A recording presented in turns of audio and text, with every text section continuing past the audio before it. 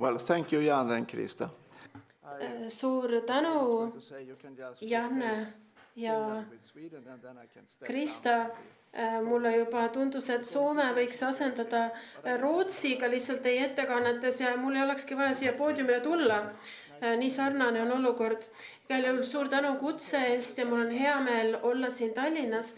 Ma alustan oma ettekannet satelliitfotoga. Siin on näha minu kodukoht ka. Ma kasvasin üles 60-ndatel, 70-ndatel seal piirkonnas, milles see pilt on, Üüme kandis.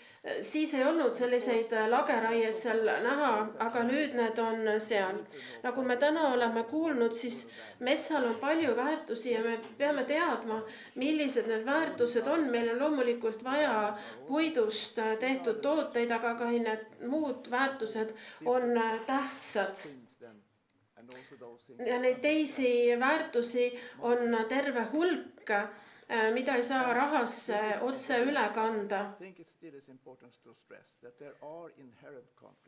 On oluline toonitada, et teatud konfliktid on juba sisse ehitatud. Majandusmets vasakul pool on see, mis on praegu meil eesmärgiks, lageraie, puude istutamine, monokultuur, puistu. Aga see on täiesti fundamentaalselt erinev loodusmetsast, mis on näha paremal pool, kus on vanad puud, noored puud, erinevad liigid,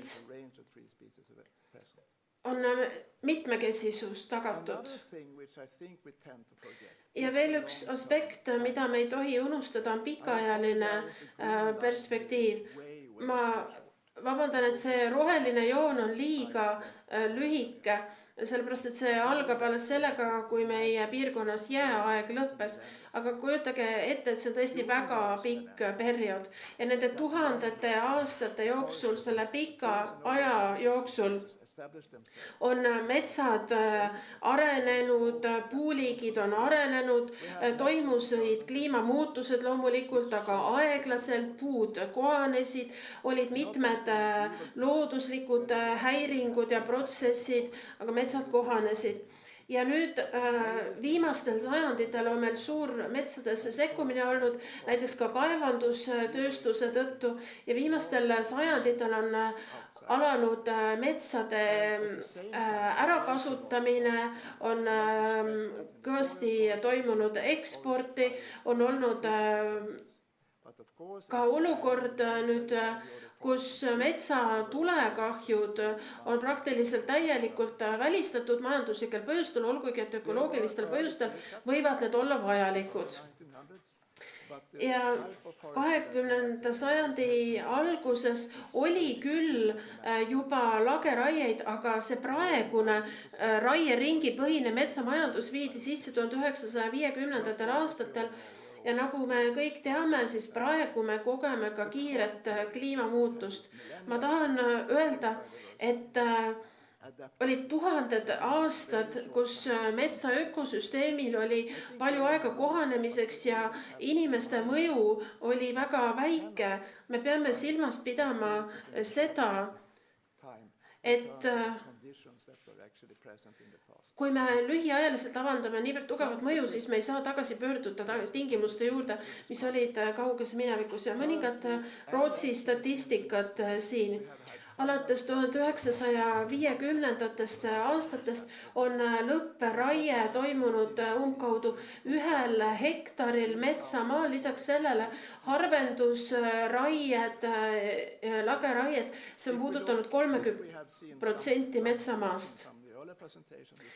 Ja nüüd, kui vaadata seda slaidi, siis siin on näha kogu juurdekasv ja siin on näha kogu raie. Ja nüüd alates 1970-ndatest kuni olukorrani paar aastat tagasi oli meil tubli juurdekasv, aga nüüd me oleme jõudnud samasse olukorda, kus Soome praegu juba on ja viimased andmed näitavad, et trendid muutuvad.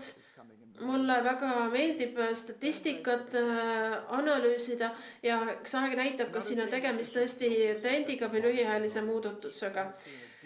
Statistika näitab ka seda, et raied toimuvad järjest nooremates metsades, umbkaudu 20 aastat nooremates metsades ja 15% metsadest lähevad raiesse, kui puud on alla miinimum lubatud raie vanuse. Loomulikult siis tõusetub siin juriidilisi küsimusi juba, seaduste rakendamise küsimusi.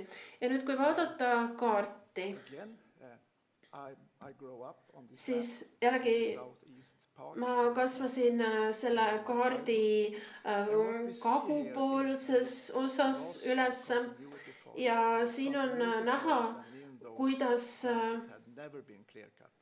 on meil vähenenud nende metsade arv, mida mitte kunagi ei ole lageraiutud, mis on olnud sisuliselt püsimetsad. Me oleme kasutanud siin satelliidi andmeid ja see näitab, mis on juhtunud alates 50ndatest kuni tänapäevani. Ja punane on see, kus oli üle 80% püsimetsa algselt ja nüüd on näha, et seda püsimetsa on alles alla 20% ja minu meelest see kaart räägib enda eest. Siin on tegemist väga lühikese ajavahemikuga. 70 aasta jooksul on toimunud selline meeletu nihe. See loomulikult tähendab ka elupaikade kadu ja killustumist, ohtu elurikkusele. Kui nüüd vaadata kaitsealade protsenti, siis umbes 6% majandusmetsast on kaitse all ja kui lisada juurde muud metsad, siis on see 9,4% on ka mitmed vabatahtlikku kaitset, aga laias laastus on see nii. Ja kaitse on väga erinev piirkonniti. Näiteks mitmed kõrge väärtusega mägised metsad on tõesti hästi kaitstud, aga mitmetes teistes metsatüüpides on kaitse all näiteks ainult 3 või 5% sarnaselt Soomele. See kõik loomulikult avaldab mõju. Ma võiksin näidata teil palju slaide surnud puidust ja muust, aga ma tõin siin lihtsalt ühe näite, mis puudutab punases nimekirjas olevaid liike. Nagu te näete, siis siin vasakul pool on liigide arv ja peaaegu 2000 või isegi üle 2000 liigi on ohustatud metsamajandusest. Ja kuidas siis liikuda edasi, mida oleks võimalik muuta?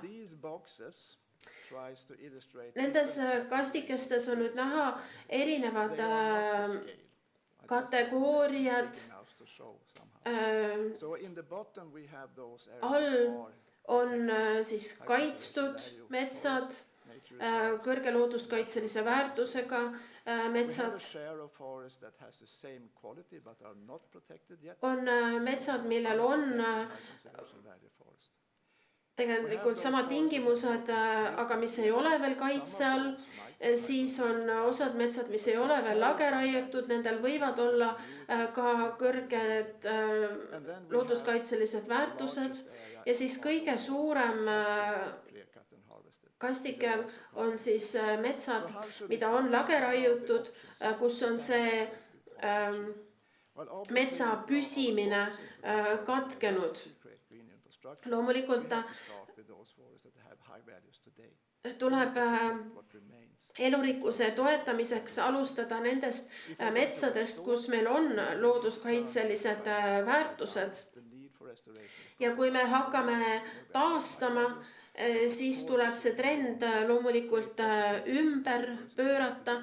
Kui tahta paremaid tingimusi luua elurikkusele, siis seda tuleb teha suuremal pinnal. Väga oluline on kasutada alternatiivseid metsamajandamisvõtteid, ükskõik kas me räägime siin püsimetsandusest või looduslähedasest metsandusest või lageraievabast majandamisest, nad kõik on samm õiges suunas. Aga loomulikult on naiivne loota, et praegune raieringi põhine metsandus keelatakse ära. Aga minu peamine eesmärk on selle slaidiga näidata, et meil on segregatsioon. Rootsi seadusandlus ütleb, et me peame tagama tootlikkuse ja me peame tagama elurikkuse väärtused. Ja kõikides metsandusplaanides on öeldud, et kas majandamine või kaitse. Aga mis saab muudest väärtustest? Meil on vaja multifunktsionaalset maastikku, meil on vaja kliimamuutuste leevendamist, meil on vaja põhjapõtrade karjatamist võimaldada, jahti, kalandust, marjade korjamist, rekreatsiooni, turismi.